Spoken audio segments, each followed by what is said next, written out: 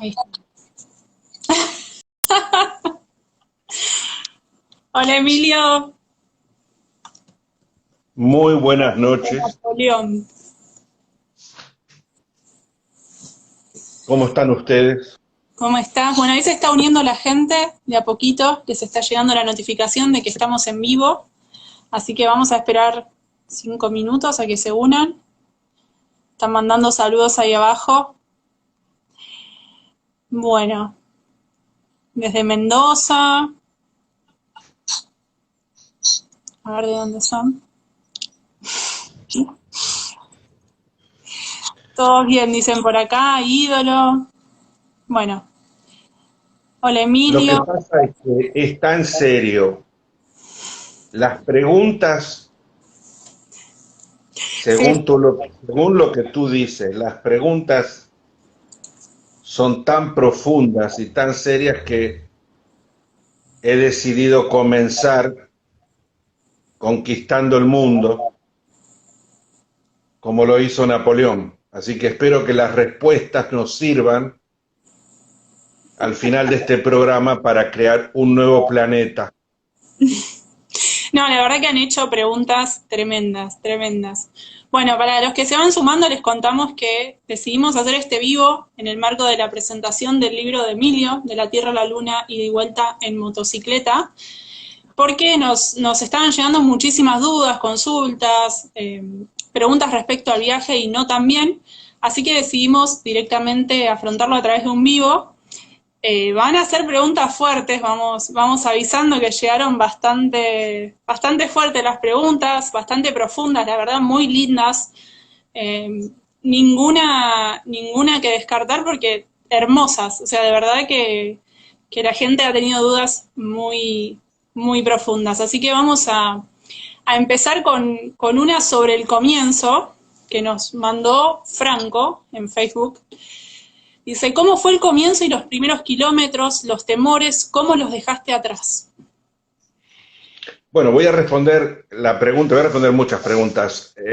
Los saludo a todos, buenas noches, gracias por contactarse, gracias por estar ahí. Sé que están de distintos lugares, creo que están de Colombia, no sé, creo que de Estados Unidos también, de Argentina, por supuesto, de algún país vecino. En realidad comencé un poco con ese sombrero de Napoleón porque sí, a mí siempre me hacen preguntas serias y no es que yo sea si hubiese sido una persona dedicada a contar chistes, me hubiese muerto de hambre, porque de hecho todos me dicen que soy un poco serio, ¿no? Así que por eso quise poner un poquito de jolgorio en el comienzo, pero sí es verdad que hay preguntas, como me contaba Lara. De todas maneras, quiero aclarar una cosa, yo no leí las preguntas, porque me parece, nunca lo hago, sería deshonesto, porque estaría preparado a la contestación. Quiero que las preguntas me sorprendan para que para que yo exprese lo que tengo en la cabeza y lo que tengo en el corazón, si no, no serviría. ¿Estás Con dispuesto a respecto a esa responder pregunta, todas, no? exactamente. Así Vayan que con dejando. respecto a esa pregunta, el comienzo fue el comienzo de todas las cosas, de todos los proyectos, sobre todo si son proyectos con demasiado grandes, son difíciles. Todos los proyectos son no solo difíciles, causan lo más normal en el ser humano que es miedo, causan miedo. Yo tenía miedo, realmente miedo. Miedo de ir solo, miedo de que estuviera haciendo mal. Fíjense ustedes, yo no tenía miedo en todo caso de que me tenía que ir solo porque no había conseguido a nadie que se animara a dejar todo en la vida y a partir conmigo. Pero el miedo más grande que tenía era de que estuviese haciendo algo indebido. Fíjense ustedes, en aquel entonces no es como hoy en día, donde el largarse a viajar por el mundo hoy en día es casi una profesión. Hay tantos, pero tantos, que nadie lo ve mal, al contrario, es como un efecto dominó. Cayó el primer cuadradito de dominó y ahora, entonces uno no lo ve mal, al contrario, dice, mirá qué bien cómo caen todos los dominó, pero el primer dominó, no digo que fui el primero, ojo, pero la historia quiso que fuera por ahí, dentro de los pocos que en la historia anterior a mía hubo, que bueno, que fuera tal vez el más visible. Pero en ese entonces no se veía muy bien dejar la vida, dejar el trabajo, dejar la familia, y de golpe te vas a viajar por el mundo. ¿Cómo es eso? O sea, generalmente esos eran o hippies o gente que no cumple con la sociedad. Entonces yo tenía el miedo ese de estoy haciendo mal, estoy haciendo algo indebido. No estoy cumpliendo con lo que me enseñó la sociedad a hacer. Yo me estoy creando mi propio mundo, mi propia sociedad. Voy a vivir dentro de un mundo creado por mí mismo. Y eso está mal, pensaba yo. Así que el comienzo, y acá creo que está la respuesta a la pregunta, fue muy difícil romper con todas las barreras, romper el cordón umbilical de la familia, los amigos, dejar el salario que yo tenía, que era como visitador médico de Pfizer, y de golpe subirte a una moto que ni siquiera sabía manejar muy bien, que digamos, y ir a recorrer un mundo del cual no tenía conocimientos. Había, en ese entonces, 1985, la información en el mundo era muy escasa, no es como hoy en día. Había muchísimos menos canales de televisión, muchísimas menos líneas aéreas, no había tantos hoteles en el mundo, no había información. La información toda pasaba por CNN o BBC de Londres, el que podía ver la BBC de Londres, ¿no es cierto? La BBC de Londres era prácticamente el organismo héroe del mundo, porque si alguien, en todo caso, quería saber qué pasaba en Angola o en Congo o en Mongolia, no le quedaba más remedio que ver la BBC, el que podía verla. Y ese era el mundo en el que yo vivía. Era el siglo XX, estamos en el siglo XXI, eran los últimos minutos, llamémoslo así, del siglo XX, de un siglo que murió con todo, de un siglo que se llevó al fondo del abismo todo. Porque cuando yo arranco mi viaje no había computadoras, cuando termino mi viaje, justo cuando termino explota Microsoft en el mundo, las computadoras, aparecen los celulares. Entonces, como yo digo, ¿no? Y terminando de responder esa pregunta, no fue fácil, fue tomar una decisión tremenda, pero tan grande esa decisión que tardé 30 años en tomarla. Y cuando yo adquirí la moto en el año 80, que fue cuando me respondí la pregunta ¿en qué? Y dije, en moto, ¿por qué no en moto? Me llevó 5 años todavía, desde que tuve la moto, en realmente subirme e irme. Los invito, acá me pasa el amor de mi vida, Moniquita, que nunca quiere salir en cámara, que hagan preguntas, o sea que van a estar ahí abajo y Lara las va a leer. Están escribiendo un montón, así que bueno, ahora iremos leyendo algunas. Mientras tanto, vamos a seguir con las que nos estuvieron enviando por acá. Bueno, Franco hizo 2 preguntas, esa fue una, y la otra, si te quedaste sin dinero, ¿cómo saliste de eso? Obviamente sí, pero la pregunta sería ¿cómo saliste de eso? Claro, sí, yo me quedé sin dinero porque todos saben, salí con $300, 14 de enero del 85, que era todo lo que tenía. De todas maneras, tampoco es que yo tenía la conciencia de cuánto eran $300. No es que uno sabe. Hoy en día los cerebros de las personas están tan preparados por la cantidad de información que tenemos. De hecho, la información va más rápido que nuestro cerebro. Nuestros cerebros están obligados hoy en día a trabajar tiempo extra. Si ustedes hacen memoria, hace un año el periodismo mundial capacitado, en los programas de televisión decían que las vacunas iban a tardar 10 años. Me acuerdo que en un vivo que yo hice hace un año, yo dije, en un año van a estar las vacunas. No es que sea Nostradamus, es simplemente porque estoy permanentemente viendo desde hace 35 años lo rápido que va el mundo va corriendo tan rápido, y yo para viajar por 285 países del mundo, casi 300 hoy en día, tuve que ir corriendo atrás de ese mundo que iba cambiando y pasar de un siglo a otro, a los golpes. Yo pasé del finales del siglo XX al siglo XXI, pasé de escribir con virome mis artículos en la revista y de cortar los marquitos de las fotos, a cuando termino encontrarme con que qué lástima si hubiese tenido filmadoras como ahora en las motos, ¿no? GoPro, GPS, computadora para mandar, nada, yo cortaba marquitos con la tijerita, iba al correo, no había, una llamada telefónica costaba 10 euros el minuto, o sea, imposible. Entonces era un mundo, yo viajé por un mundo, pero ese mundo que les estoy contando era fantástico, ese mundo tenía cosas maravillosas, ese siglo XX donde no había computadoras ni Google, donde no teníamos Facebook, donde no teníamos esta posibilidad, también era fantástico. Y eso es de lo que hablo, y por eso esto. Y a eso es lo más importante, y yo tendría que haber comenzado así. Y eso es lo que yo hablo en el libro, que ahora Mónica me lo quitó, en el libro de la Tierra, ahí está, de la Tierra a la Luna en motocicleta. Ese es el mundo que yo quiero que la gente vea, que la gente conozca. Cuando me quedé sin dinero, ¿qué pasó? ¿Qué pasó cuando se terminaron esos $300? ¿Cómo fue? ¿Qué hice? Si yo no sabía hacer nada, no nos engañemos, si yo no sabía hacer nada, ni siquiera tenía estudios, no es que, y tampoco había información en el mundo, ¿qué pasó? ¿Y cómo era cuando se me terminó el dinero? ¿La gente se acercaba o no se acercaba? Bueno, eso lo cuento, ¿cómo era el siglo XX? ¿Cómo fue, cómo murió ese mundo? ¿Cómo desapareció ese mundo? Y está en ese libro. Por eso estoy con ustedes esta noche. Sigamos con las preguntas. Seguimos con Fabio Benítez, que pregunta, ¿qué se siente pedir un lugar para dormir a gente desconocida? Interesante. Claro, cuando me quedo sin dinero, la pregunta que me vino a la cabeza es, ¿y ahora? ¿Qué se hace ahora, no?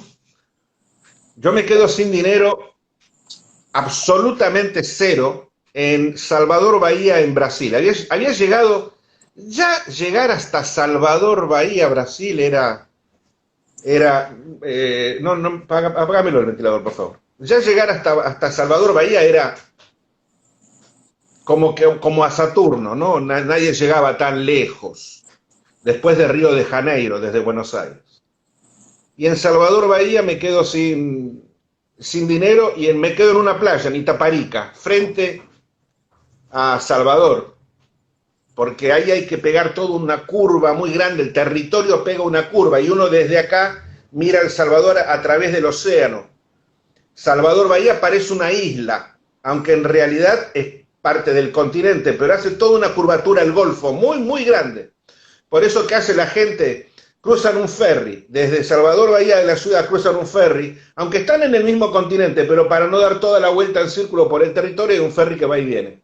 Y van a las playas, que son muy lindas, de Itaparica, donde aparte está el famoso Club Mediterráneo. Y yo llego ahí y me quedo sin dinero, qué paradoja, ¿no? Frente a las puertas del famoso Club Mediterráneo. Y ahí no sabía qué hacer. ¿Qué se hace? No sabía. Y una de las cosas maravillosas de la humanidad, ¿saben cuál es? No saber qué hacer.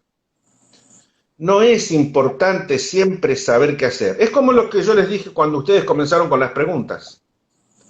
Si yo las hubiese leído, ¡ay, qué vivo! Lo lindo es sorprenderse y yo tener que pensar qué les voy a decir. Por eso cuando doy conferencias, Mónica me dice, ¿qué vas a decir? No lo sé. Cuando me subo al escenario veo cómo arranco, lo que el corazón me diga.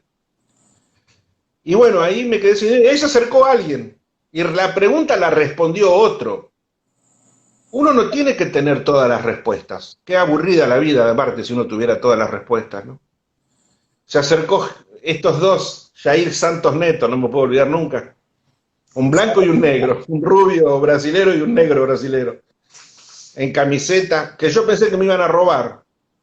Y me preguntaron dónde estaba hospedado y yo no estaba hospedado en ninguna parte. Y me daba vergüenza decir que estaba en la playa sin dinero. Y me invitaron a su casa. Y ahí comenzó. Me di cuenta de lo que yo tenía que hacer era exponerme. Yo tenía que exponer mi cuerpo, mi cara, mi inocencia o lo que sea.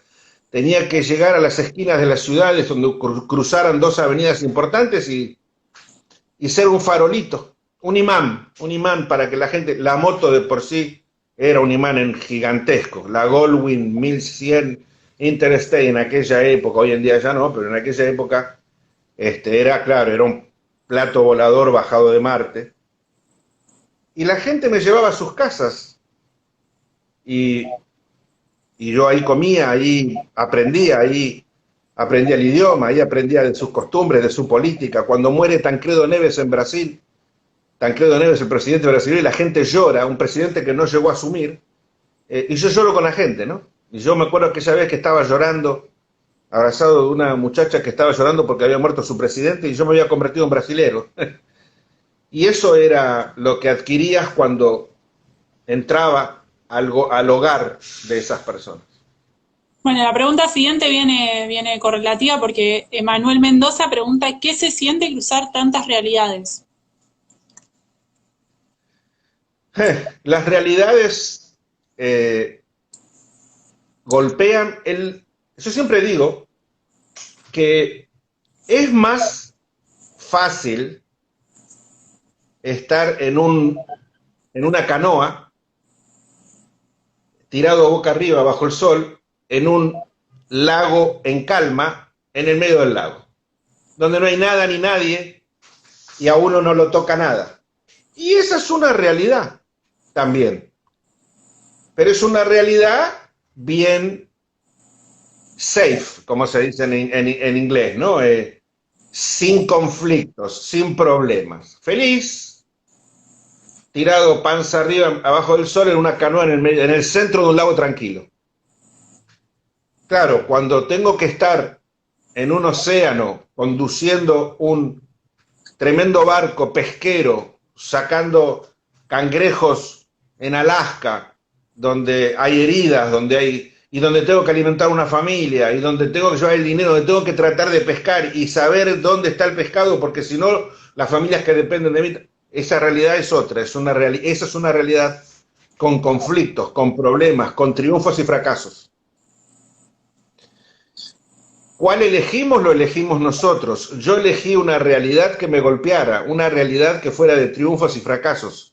Y no importa si todos son fracasos, fíjense ustedes, en realidad el triunfo y el fracaso es una palabra, es semántica nada más. El triunfo está en tratar de hacer algo, ese es el triunfo, largarse a hacer algo, lo que sea. Cualquier proyecto chiquitito, mediano, grande, no importa cuál sea, intentar hacerlo, ese es el triunfo. El ser humano triunfa y el ser humano tiene realidades si tiene proyectos. La vida son proyectos, no hay otra cosa. Proyectos, la vida son proyectos de conquistar una chica, proyectos de pintar el living de mi casa, o de comprarme una moto, o de poner ruedas nuevas, o de estudiar idioma, o de lo que sea, o de robar un banco, no importa, o sea, proyectos. Y esa es lo que a mí me golpeaba, la realidad de las personas, donde yo entraba a sus hogares y veía qué pensaban, qué hacían, cómo vivían, cómo sufrían, cómo adquirían las realidades de ellos. ¿Qué hacía yo entonces? Yo dejé la realidad mía afuera. No quise ser Emilio Scotto llevando su realidad. Si de todas maneras yo no tenía ninguna. No era que había tenido una vida hasta los 30 años agitada. Lo máximo que había hecho en mi vida hasta los 30 años haber hecho el curso de buceo y haber sido buzo. Y la colimba, que me pareció maravilloso la colimba.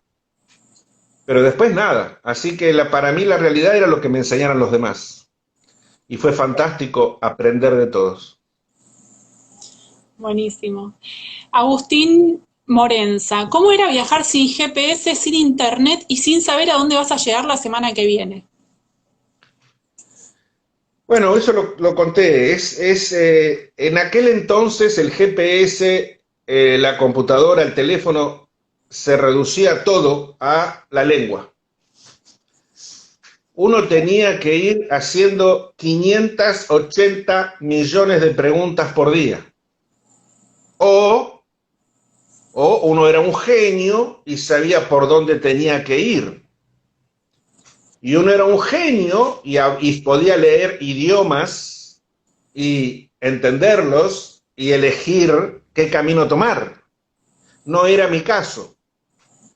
Mi caso no es que yo cuando salí no hablaba ningún idioma, apenas se hablaba, digo porteño, porque en Argentina se habla porteño en Buenos Aires y se habla otro idioma en las provincias, ¿no? Más clarito. Así que no es que podía yo saber hacia dónde ir, lo tenía que averiguar con la gente, hombres, mujeres, niños, a cualquier ser humano que estuviera caminando, hacerme entender mis dudas, para dónde ir, dónde queda tal cosa, qué lugares ver. No había en aquel entonces, como hay hoy en día, la posibilidad de poder mirar en un teléfono para dónde voy. ¿Era eso malo? Y ahí está la pregunta profunda, creo. ¿Era eso malo? No, era maravilloso. No lo es menos el poder hoy en día ir con el GPS. Para responderlo más profundamente, mi vuelta al mundo me llevó 10 años, 2 meses y 19 días. ¿Llevó tanto? Sí, es cierto, porque fueron muchísimos países, porque fueron todos los continentes, es cierto, porque fueron muchas islas, atolones, territorios de ultramar, porque fueron más de 700.000 kilómetros, con todos sus problemas, con guerras, con conflictos, con el mundo, la mitad del mundo estaba cerrado. Es cierto, pero también me llevó ese tiempo porque se tardaba mucho, yo tardaba, no es un GPS que llego en 20 minutos a una dirección, y recorría mucho también. Hoy en día pongo el GPS en el auto y llego de mi casa al médico sin desvíos. En aquel entonces la gente que te explicó mal, te mandó por otro lado porque no sabía o con maldad, por lo que sea, y resulta que 3 kilómetros eran 9, o 15, o 30, y me ha pasado. O me mandaban por un camino que no era, o no había nadie, y uno tenía que hacer oso fete colorete de la alimentua, y decir, bueno, ojalá que la pegue, y si no, ir, y después volver, ir por el otro. Ese mundo era un mundo, por eso dije que murió, desapareció por completo, y desapareció en 1996. 5, 6, 7, ese mundo murió ahí, explotaron las computadoras y se terminó el mundo desinformado, el mundo donde nos informábamos con chismes. El vecino te contaba algo que escuchó de otro y de otro y de otro y de otro y de otro. Ahora no es así, ahora miras al periodista en la televisión, el que más te guste, y te cuenta lo que pasa en el mundo. O pones uno de los 700 canales de televisión y te cuenta lo que pasa en Myanmar. O si ayer tiraron una bomba molotov ayer a un policía en Colombia. Si están escuchando ahí en Colombia, que lo vi. Imagínense. En aquel entonces yo me metía en África, me acuerdo, adelantando un poco, en los hoteles de 5 estrellas para ver la televisión. ¿Vieron que en los lobbies de televisión? Para ver si CNN decía si estaban tirando bombas en Angola. Y yo dependía de entender, además, que CNN estaba diciendo que justo ahí en Angola estaban atacando. Ese era el mundo en el que yo viajaba. Claro. Completamente distinto, y además hoy en día, teniendo tanta conexión por internet, muchas veces estamos más desconectados del otro, ¿no? Antes uno cuando viajaba, bueno, cuando viajabas vos, uno adquiría tal vez el conocimiento a través del local, hoy en día lo hace a través de un teléfono, entonces es distinto. Antes había revistas y había libros, las revistas ahora son en el teléfono, y los libros, bueno, por eso el libro que tú mostraste, ¿no? Por eso es tan lindo oler, ¿no? Y aparte esto uno se lo lleva al baño, o sea, y yo creo en esto, ¿no? O sea, qué lindo, el peso, el olor, y bueno, ahí está todo. Completamente distinto al libro digital. Bueno, acá pregunta Jorge Hernández Fonseca. Buenas tardes, Emilio. La experiencia sobre los pigmeos que casi te cenan. Sí, no eran pigmeos, y tengo que tener mucho cuidado cuando hablo de eso. Eso fue en África del Oeste. fíjense ustedes qué interesante y qué buena pregunta esta. Cuando yo cuento en las revistas sobre los indios Guaymirí y Atruarí, reducidores de cabezas, en las selvas del Amazonas, 1985, donde yo atravieso la reserva de los indios, ya en los lugares donde estaban un poco más pacificados, ¿no? A mí no me atacaron los indios Guaymirí, pero sí los vi con su lanza, que mantenían esa tradición de reducir cabezas. Parecía, era medio hasta ridículo, como en 1985 ya había satélite, y resulta que estamos hablando de que este Emilio Scotto está contando que los indios Guaymirí y Atruarí, 1985.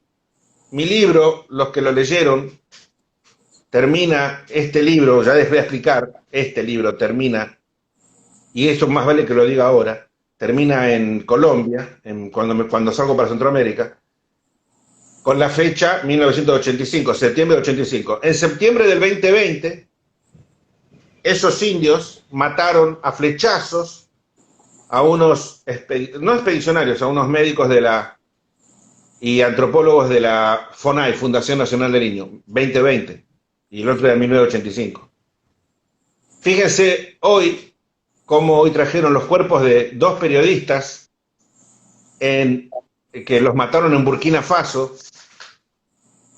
Bueno, eso mismo me pasó a mí en aquella época, en 1988, cruzando cruzando Guinea-Bissau, en el medio de la selva. Me habían avisado, ojo que se practica el canibalismo, pero uno siempre cree que sabe más que los demás, aparte uno dice, caníbales, pero eso no existe más. Y eso fue lo que yo dije, ¿caníbales? ¿Pero de qué me están hablando? Lo que no quieren es que vaya por acá, porque como estos países están peleados, entonces este país no quiere que vaya al otro, ¿no? Los chilenos no quieren que vaya a Argentina, los argentinos no quieren que vaya a Chile, ponele, ¿no? O sea, este país guineano quiere que yo vaya a Sierra Leona, por eso te asustan no. La costa oeste de África, Togo, Benín, de hecho, desde Togo es donde sale todo el tema de la magia que luego se transporta a América, ¿no? A Haití, al Salvador Bahía, en Brasil, viene de esa región, de la costa oeste y fundamentalmente de Togo. Se practica el animismo, la religión animista, y se practica el canibalismo, porque el canibalismo no es comer a otro ser humano por hambre, el canibalismo es practicar un estado religioso que es comer el poder del otro, absorber la fuerza del otro guerrero. Por eso se sigue practicando, se seguía en aquella época mucho más. Hoy en día todavía está así, hoy en día mucho menos, mucho más controlado, porque Europa y Estados Unidos han hecho ingentes esfuerzos para que los gobiernos terminen con esa práctica. Pero hubo presidentes de gobierno, no lo dice Emilio Scotto, Bokassa, República Centroafricana, Caneta Kaunda, Idi Amin Dada, o sea, Idi Amin Dada no era caníbal, ¿no? Dicen, pero Bokassa confirmado.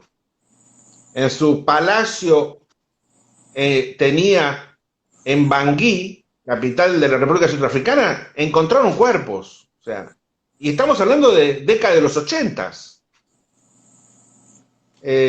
Y bueno, yo caigo en este pobladito, en esta villa de tabancas, de chozas, y la situación era esa. Me encontré de golpe que era una situación donde querían que bebiera este líquido blanco que obtienen de un árbol que te duerme, y me di cuenta de que había caído, no caí, me metí yo solito porque quería salir de la selva a toda costa. En realidad no es que nadie me raptó ni nada, yo me metí ahí solito.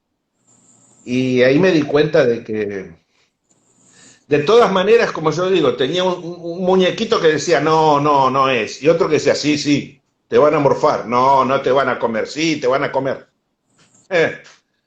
Y entonces hice una prueba y dije, bueno, voy a decir que me voy.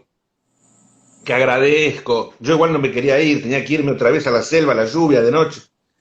Si soy libre de irme, quiere decir que el muñequito que me dice no hay peligro es el correcto. Y cuando dije que me iba a ir, salió mal la cosa, ¿no? Ahí se pusieron muy mal y no me iban a dejar ir. Ahí iba a terminar esa noche mi existencia en este lugar. Y ahí me di cuenta que estaba fregado. Pero si quieres saber qué pasó, tienen que leer el libro. Bueno, Ezequiel Alonso, hablando de eso, pregunta en qué momento quisiste claudicar y por qué. No, no, no, nunca quise claudicar. A ver, sí, claudiqué varias veces en situaciones muy, muy difíciles. Me preguntaba qué estoy haciendo acá y me cuestioné, ¿por qué? ¿Por qué? Ya está, estoy loco, pero eran momentos de flaqueza. De todas maneras, déjenme que les aclare algo, porque es muy valiente. Si yo les hablara con que soy muy valiente, estaría mintiendo, estaría faltando la verdad. No, porque claro, yo después enfrentaba todo. No, no es así. De hecho, tuve bastante cobardía muchas veces. Muchas veces yo seguí adelante, pero habiéndome hecho los pantalones. No es que era James Bond y le pegaba un golpecito en la nuca al otro y... No, no. Jean-Claude Van Damme en la Hollywood. En mi caso, Minga. Cuando cuando mi situación se complicaba muchísimo, tenía miedo. Pero lo que pasa es que yo no podía hacer otra cosa por distintas razones. Y ahí está la explicación psicológica, tal vez. Yo no tenía dónde ir, fíjense ustedes. En realidad no tenía dónde ir, no tenía mundo. Mi mundo era donde estaba. Porque yo no sentía que donde había nacido y cómo había nacido y con quién había nacido y de las circunstancias que había nacido era lo correcto. Yo creo que para mí todo había sido un accidente. Donde nací, cómo nací, de la forma, en el lugar, era todo un accidente. Para mí las cosas no estaban conjugadas correctamente. Se conjugaron cuando me fui. Se conjugaron correctamente cuando yo me encontraba en esas situaciones, en ese lugar, aun cuando tuviera miedo, aun cuando fuera a perder la vida, pero mi mundo era ese. Así que no tenía dónde ir. Yo estaba donde tenía que estar.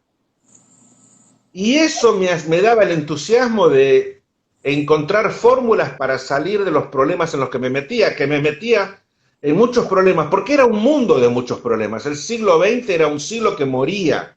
Hay que entender eso, es un siglo que al morir se lleva todo al fondo del mar. Es como cuando cayó la Unión Soviética. No es que desaparece la Unión Soviética, se llevó al fondo del océano cantidad de países que terminaron en la pobreza. Ustedes no conocen, pero yo que viví esa época, si ustedes hablan con los georgianos, Georgia casi desaparece de Georgia, Cuba, montones de países, porque terminó el apoyo soviético, casi se van al fondo, ferrovías, trenes, edificios, departamentos, supermercados, murieron. Imagínense que es la caída de un sistema. Cuando terminó el siglo, cuando moría el siglo XX, el mundo de la no comunicación,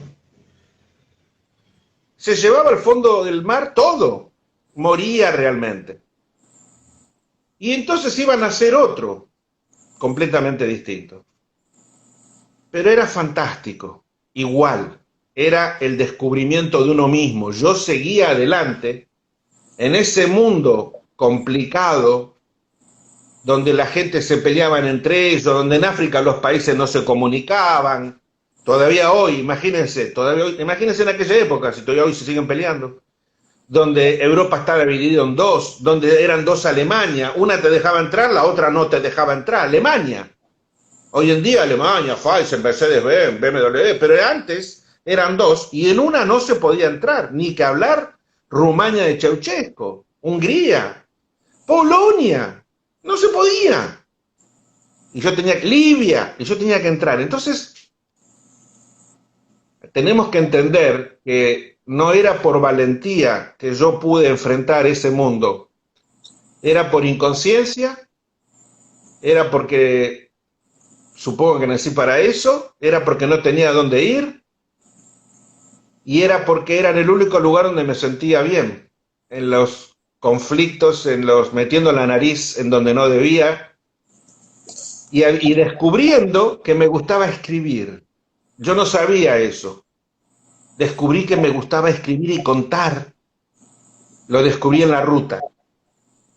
Por eso yo no hablaba de motos, de aceite, de rueda, hablaba de política, de religión, del islam, del budismo, de los presidentes, del canibalismo. Descubrí que me gustaba contarle a la gente lo que iba encontrando en la ruta. Era una razón más profunda. Justamente a eso viene la próxima pregunta, que es hermosa. Matías de Mendiguren dice, ¿por qué uno sale a dar una vuelta en moto de tal magnitud? ¿Cuáles son las razones más profundas? ¿A qué pulsión se responde? ¿O no hay explicación? Uno solo hace lo que tiene que hacer acorde a su ADN. Y me gustaría ampliar un poco más. ¿Uno queda preso de uno mismo, preso del personaje armado o logrado que nos devora y determina de por vida? ¿Ese viaje realizado es lo que seremos el resto de nuestras vidas?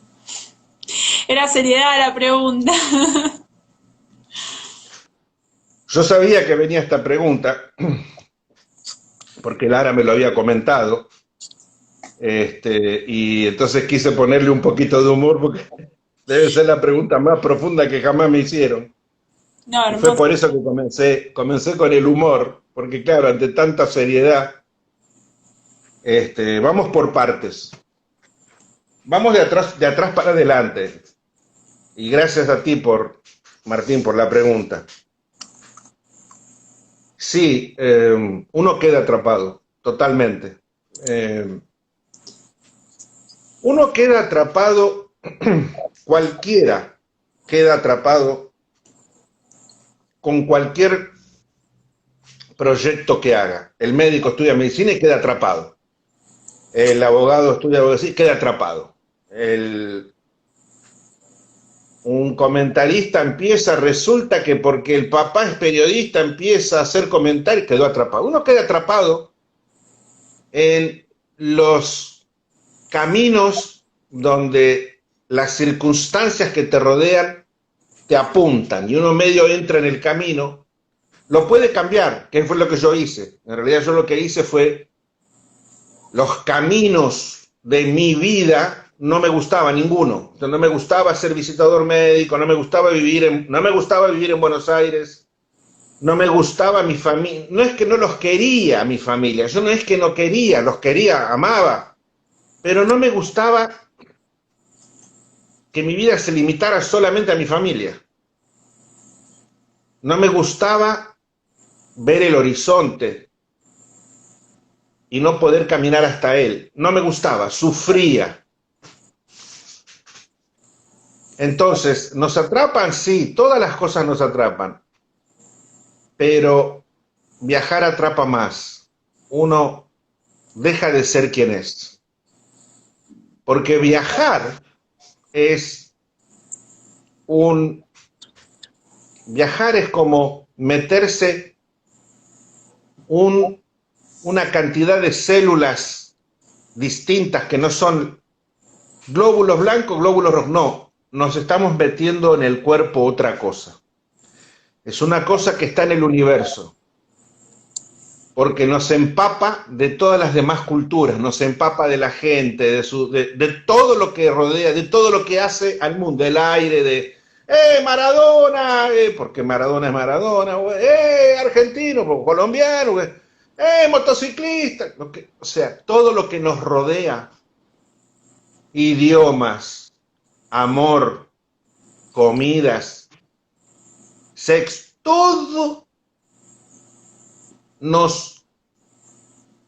se acerca y se nos pega a nosotros. ¿Por qué? Porque estamos viajando. Y viajar es la herramienta que permite que todo eso se nos pegue. Al movemos el aire, movemos el espacio-tiempo y todo se nos pega y con eso cambiamos. Claro que nos absorbe, completamente. El que viaja no vuelve jamás a ser quien fue, jamás. No es posible viajar y que las cosas te resbalen. Ni siquiera aquellos, iba a decir algo que no debo, bueno, pero bueno, ni siquiera aquellos que no quieren, porque sus cosas son lo mejor, su país es el mejor, su carne es la mejor, todo es lo mejor, ni siquiera. Eventualmente va a cambiar también. Y a mí me dio vuelta, completamente, porque además yo fui a eso. Yo fui a que me hicieran de nuevo, pieza por pieza. Inocentemente, pero fui entregado. Morí y volví a nacer. Y la otra parte de la pregunta era, al principio, ¿por qué uno sale a dar una vuelta en moto de tal magnitud? ¿Cuáles son las razones más profundas? ¿Qué pulsión te responde? bueno, yo Sí, creo que lo respondí, sí, respondí las dos en una. Era porque yo no podía hacer otra cosa. No podía hacer otra cosa porque no sabía hacer otra. Tampoco sabía hacer eso. No es que era motociclista. Yo no era. En realidad, un poco mi vida está. Yo tendría que preguntarme a mí mismo, y supongo que lo tendría que hacer el día que me muera. Yo tengo una pregunta. Donde vaya, vamos a suponer que uno va al cielo y se encuentra con Dios. Yo siempre digo, me voy a sentar y voy a decir, oye, ¿y por qué a mí? ¿Por qué decidiste que yo podía hacer eso? Vivir toda mi vida viajando. Probablemente Dios me va a decir, porque cuando eras chiquito y te hice pelirrojo y tú decías que tú querías ir a la luna y yo te escuché. Y tú decías que ibas a hacer un camino que pasara por todos los países de la Tierra y yo te escuché y dije, bueno, ¿qué querés vos? Y te lo voy a hacer, dale, va. Probablemente la respuesta de Dios será esa. Tan simple como esa. Pero yo igual la pregunta se la tengo que hacer. ¿Por qué me elegiste? ¿Por qué me dejaste? Tal vez la respuesta sea, yo no te dejé, es libre albedrío. Vos querías hacer eso y un día te encontraste con los cojones de hacerlo. Y no lo hiciste antes porque no encontrabas los cojones de hacerlo, porque podías haber empezado antes. Empezaste a los 30, porque todos los días querías hacer algo que te preguntaban, ¿lo hago o no lo hago? ¿Lo hago o no lo hago? ¿Me voy o no me voy? No tengo cómo, no tengo con qué, no conozco, no sé por dónde. Y un día no te importó nada, tiraste toda la miércoles, rompiste todas las cadenas, te fuiste sin nada, sin conocimiento, sin el dinero, y te fuiste. Y creaste la ruta Azul 1, la que yo cuento en el libro, y la hiciste pasar por todos los países del mundo, pero yo no hice nada, fuiste tú. Por ahí la respuesta de Dios es esa. En realidad, uno tiene delante el camino. El camino, más o menos el universo, no nacemos adentro de una cáscara de huevo, o sea, los caminos están ahí, pero uno los puede cambiar. Uno puede saltar al camino de al lado o abrirse una diagonal. Uno lo puede hacer. Muy largos o muy cortitos, no importa. Puede ser un camino chiquitito, pero uno lo puede hacer. Dios es como que te dice, ya que lo mencionas, ya que quieres, ya que lo dices, ¿por qué no lo pruebas? Total. Peor es no probarlo. Y así fue como con esa inconsciencia o falta de sabiduría, que era mejor no tenerla, fue que partí por ese camino que me fabriqué. Voy a hacer un paréntesis para decir que los comentarios que están dejando son hermosos, ponen un montón de frases, mandan saludos, así que después los vamos a ir leyendo. Por otro lado, acá llegó Edu Santa Juliana dice, ¿cuál fue la peor zona o el peor país donde tuviste que pasar? No, la peor zona del mundo fue indudablemente África. Si bien Europa del Este en aquel entonces fue muy complejo, yo venía de un mundo occidental, venía de Sudamérica, Centroamérica en guerra, muy difícil, porque una cosa es ir hoy en día a viajar por Centroamérica y otra cosa fue cuando... Eso es mi libro 2. Mi libro 2 justamente, que está terminado ahora, habla de la guerra de Centroamérica, que era terrible, pero Europa del Este fue muy, pero muy, muy difícil además porque la gente no se acercaba, no hablaban, no tenía dónde estar. Rumania de Ceausescu yo hoy en día digo, qué suerte que yo tuve yo vi en persona, viajé en moto por la Rumania de Ceausescu, bajo el régimen más totalitario de Europa. Yo vi lo que es la gente no tener un tomate para comer, nada, ni un pedazo de pan, donde no había ni autos, 1988, 87. Hungría, Polonia, la gente atemorizada, callada, un mundo gris, apagado.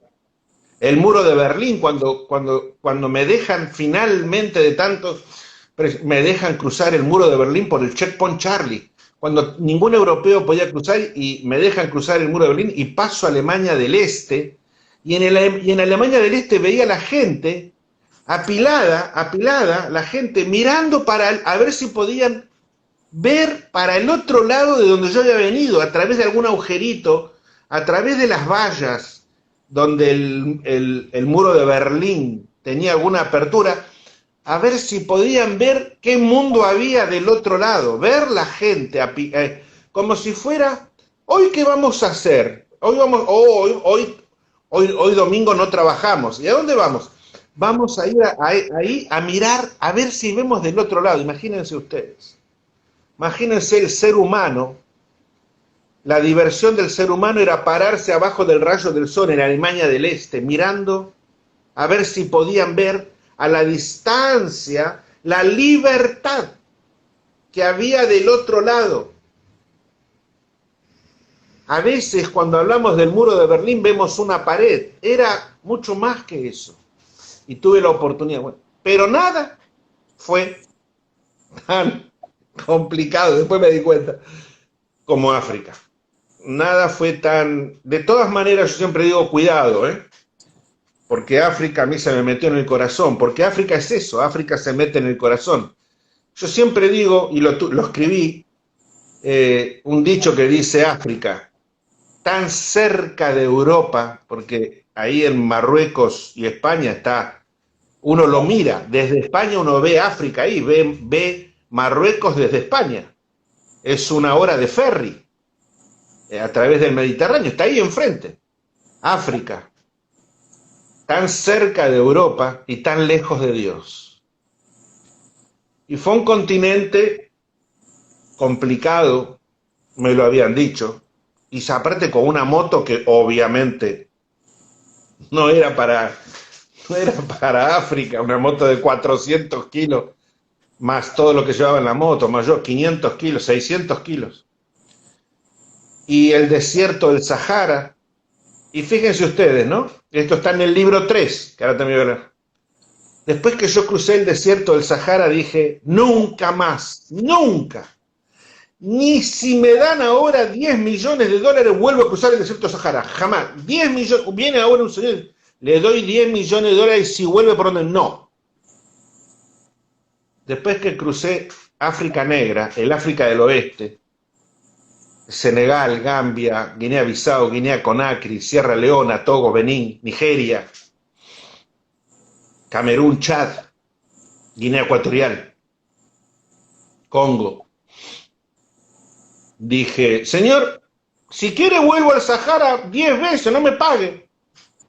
Fíjense ustedes cómo lo que era brutal una vez dejaba de serlo cuando... Por eso siempre digo, Cuando estén en la situación grave, cuando ustedes se sientan que están en un momento muy difícil de la vida, terrible, un momento que ustedes piensan que es el momento más terrible de la vida, que ustedes piensan que es terminal, díganse, no, debe haber algo peor.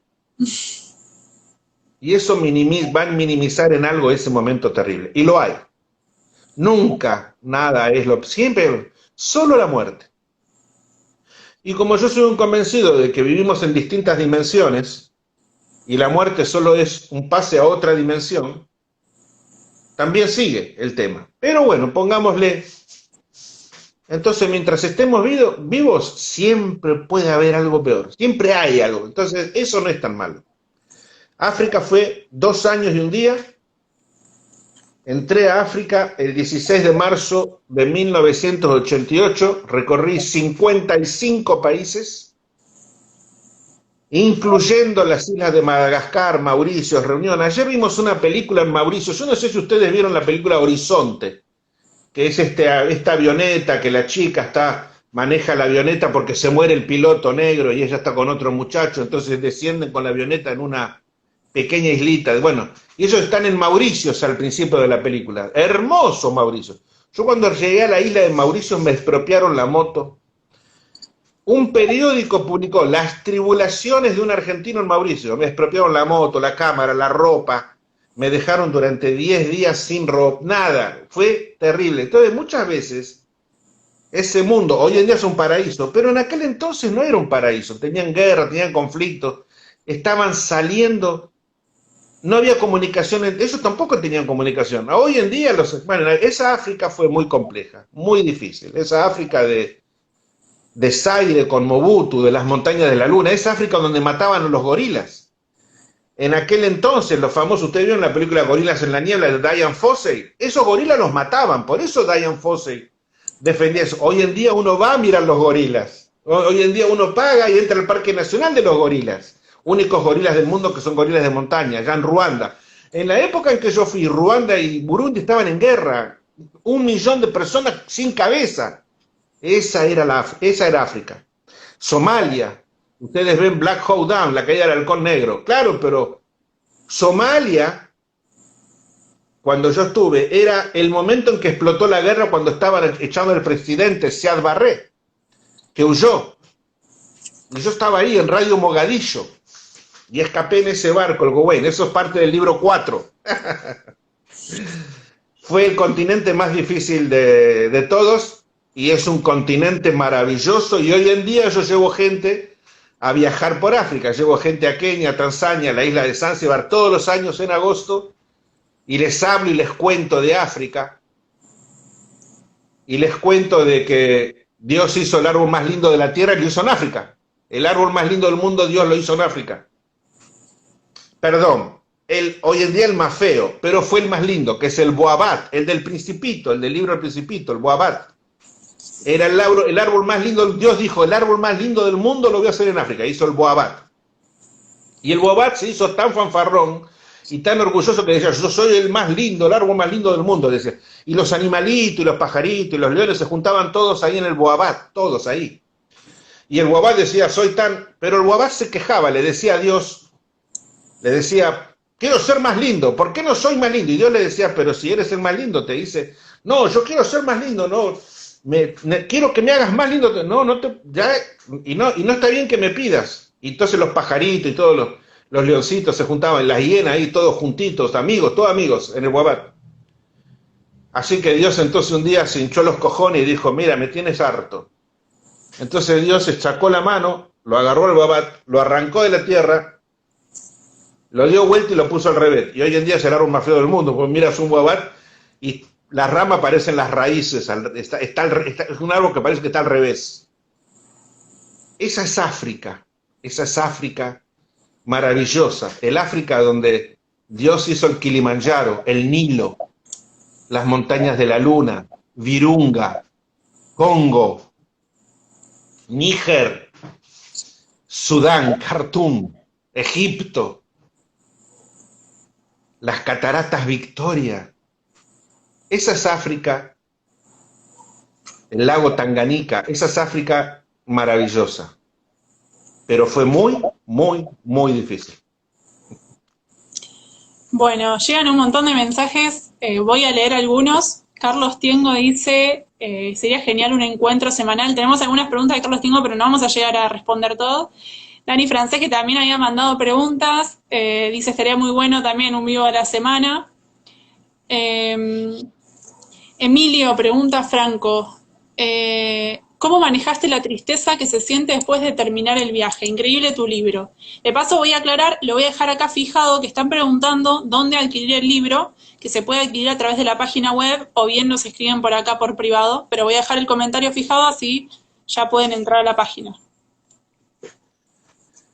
La respuesta a esa pregunta es mal, pero muy mal. No, uno de los peores momentos de mi vida fue cuando terminé mi viaje, cuando me di cuenta que había terminado la vuelta al mundo, cuando me di cuenta que no había más países, cuando me di cuenta que había recorrido el planeta Tierra, había hecho la Ruta Azul 1, ¿no? Le explico, Ruta Azul 1, ¿no? La ruta que yo le dije a mi madre, quiero hacer una ruta que va a pasar por todos los países del mundo, va a ser, se llama azul porque el planeta Tierra es azul, 1 porque va a ser la mía y va a ser una ruta. Por eso este libro es de la Tierra a la Luna. Esto les explico, van a ser 6 libros. Este es el 1, van a ser 6. No es una traducción del libro de Longest Ride, no es una traducción de este. Este libro es más bien de fotografías. Este libro tiene 360 fotografías, está solamente en inglés y en polaco. No es una traducción de este. Este libro tiene 70.000 palabras y cuenta en 70.000 palabras toda la vuelta al mundo. Este libro tiene 100.000 palabras y solo cuenta 6 meses. Por eso son 6 libros, que todos se van a llamar igual, de la Tierra a la Luna en motocicleta. Ahí aclaro, porque están preguntando, si se puede conseguir la versión ebook y también la versión física en todo el mundo. Desde la página web pueden ver las diferentes opciones de envío internacional. El libro se vende en todos, hoy en todos los países de habla hispana. Lo pueden comprar a través de Amazon.com. La diferencia es que no viene con solapas. Amazon no imprime ningún libro con solapas, pero viene el libro como ustedes lo están viendo, Amazon.com, o lo compran en CC Libros, que es de España, que es parte de la editorial. Yo este libro lo estoy presentando en el mundo bajo el sello Caligrama, que es un sello del grupo editorial Penguin Random House, que es el grupo editorial más grande del mundo. O sea, y nos quedan 15 segundos, así que avisamos que el próximo vivo va a ser el próximo martes a la misma hora y vamos a dejar toda la info para adquirir el libro en historias.